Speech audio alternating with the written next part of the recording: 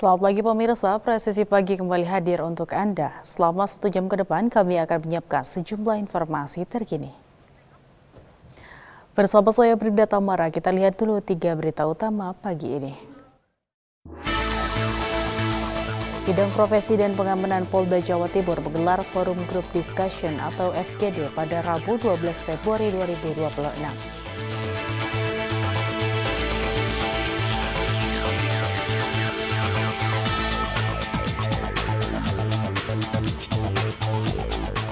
Seorang sopir mobil tangki air bersih ditembak orang tak dikenal saat melintas di jalur DKI menuju Lopon pada Kamis siang ketika tengah mendistribusikan suplai air bersih bagi masyarakat.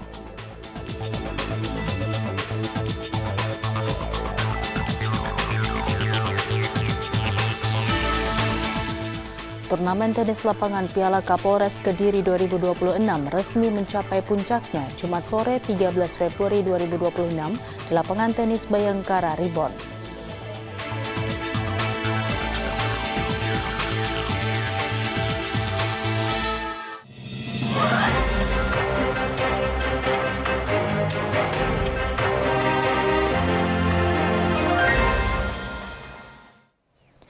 Di informasi pertama, pemirsa, aksi kekerasan kembali terjadi di Kabupaten Yahukimo, Papua Pegunungan.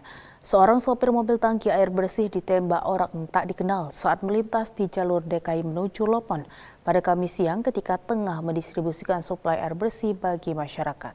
Personil Operasi Damai Kartens 2026 pun bergerak cepat melakukan pengejaran terhadap para pelaku.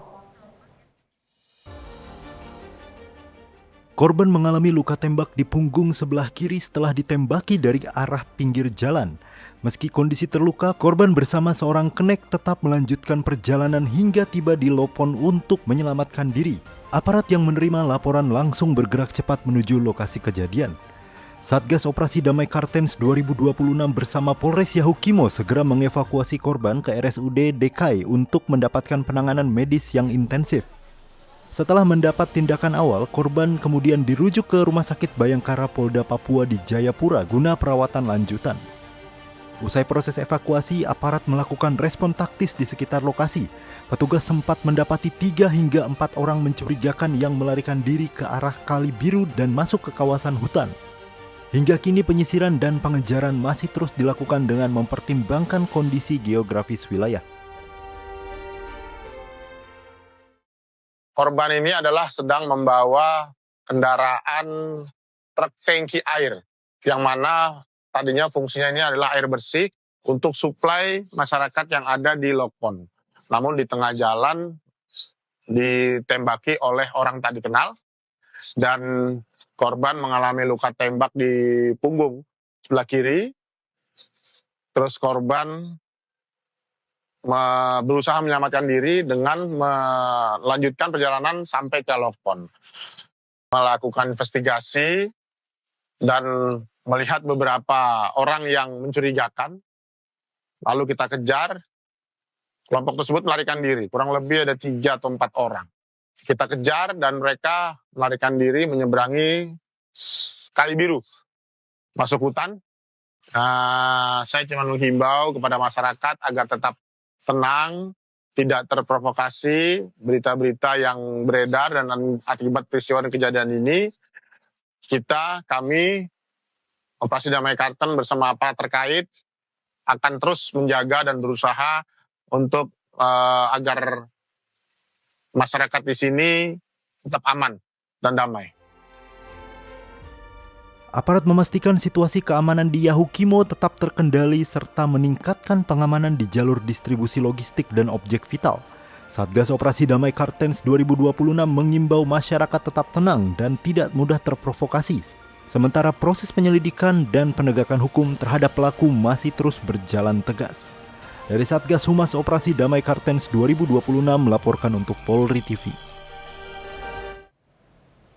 Di Jawa Barat, pemirsa, Polres Cimahi Polda Jawa Barat mengungkap kasus dugaan pembunuhan berencana yang menewaskan seorang remaja berusia 14 tahun. Peristiwa tragis tersebut terjadi di kawasan bekas tempat wisata Kampung Gajah, Parongpong, Kabupaten Bandung Barat. Korban berinisial ZAAK ditemukan dalam kondisi meninggal dunia pada Jumat malam 13 Februari 2026. Jenazah pertama kali ditemukan warga yang sedang berada di lokasi sebelum akhirnya dilaporkan kepada pihak kepolisian. Berdasarkan hasil penyelidikan, dua tersangka yang masih berstatus anak berhadapan dengan hukum berhasil diamankan kurang dari 24 jam setelah kejadian. Keduanya ditangkap di wilayah Kabupaten Garut dan langsung dibawa ke Mapolres Cimahi untuk pemeriksaan intensif. Polisi menyita sejumlah barang bukti, diantaranya sebilah pisau, botol kaca, telepon genggam milik korban, serta kendaraan bermotor yang digunakan pelaku. Saat ini penyidik masih mendalami motif para tersangka yang dijerat pasal pembunuhan dan perlindungan anak dengan ancaman hukuman maksimal 15 tahun penjara. Dari Humas Polres Cimahi, Polda Jawa Barat melaporkan untuk Polri TV.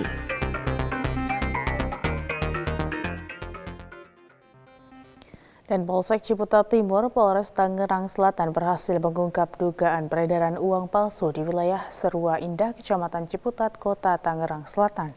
Pengungkapan ini berawal dari laporan warga terkait transaksi di warung makan yang diduga menggunakan uang palsu. Petugas langsung melakukan cek tempat kejadian perkara dan mengamankan terduga pelaku beserta barang bukti. Polsek Ciputat Timur, Polres Tangerang Selatan melakukan cek tempat kejadian perkara atau cek TKP terkait dugaan peredaran uang palsu pada Senin 9 Februari 2026 pukul 17.30 waktu Indonesia Barat bertempat di Jalan Sukamulya Raya, Kelurahan Serua Indah, Kecamatan Ciputat. Pengecekan ini menindaklanjuti aduan masyarakat terkait transaksi pembelian makanan yang diduga menggunakan uang palsu.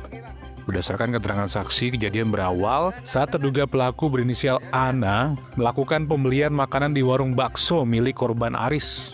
Pelaku menggunakan uang pecahan Rp50.000 yang diduga palsu. Korban memberikan uang kembalian sebesar Rp50.000.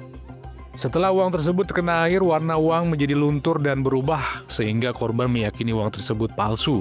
Korban pun berteriak dan pelaku berusaha melarikan diri. Berkat kesigapan warga sekitar, terduga pelaku berhasil diamankan dan dibawa ke rumah ketua RT setempat, beserta dengan barang bukti. Warga kemudian langsung melapor ke Babin Kamtipmas dan diteruskan ke SPKT Polsek Ciputat Timur. Petugas piket reskrim selanjutnya mengamankan terduga pelaku ke Mapolsek Ciputat Timur untuk pemeriksaan. Polisi juga menyita barang bukti berupa 1 unit handphone merek Oppo warna abu-abu, uang palsu senilai Rp490.000, 6 butir obat keras jenis Tramadol, serta 1 unit sepeda motor Yamaha Vega R, nomor polisi B2093VI.